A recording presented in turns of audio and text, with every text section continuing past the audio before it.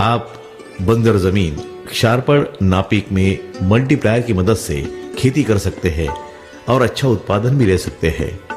इसके लिए कुछ बातें विस्तार से समझ लेना जरूरी है।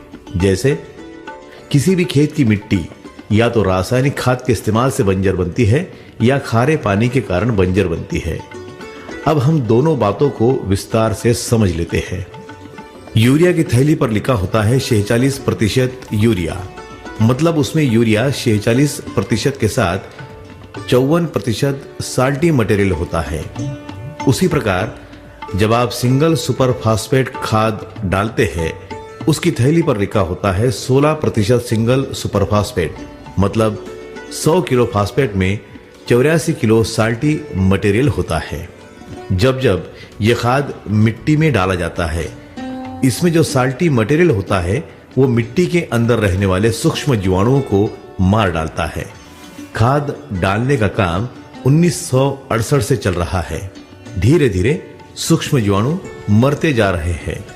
जिस मिट्टी के सूक्ष्म जीवाणु ज्यादा संख्या में मर जाते हैं, वह मिट्टी बंजर हो जाती है। उसमें कुछ भी पैदा होना बंद हो जाता है। कुछ खेतों में तो घास तक पैदा नहीं होती।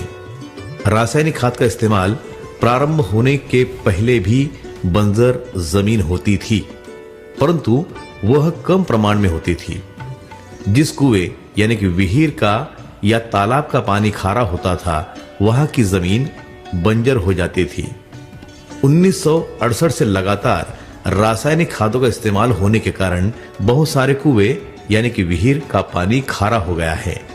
वहां की जमीन खारे पानी के कारण बंजर हो रही है। खारे पानी के लिए अब वाटर कंडीशनर बन गए हैं।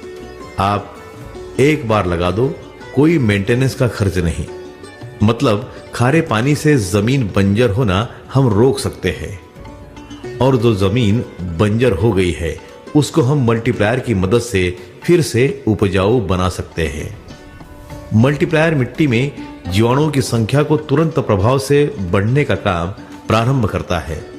जैसे जैसे जीवाणुओं की संख्या बढ़ जाती है, मिट्टी उपजाऊ बन जाती है। जिस जमीन पर घास भी नहीं उगती, ऐसी मिट्टी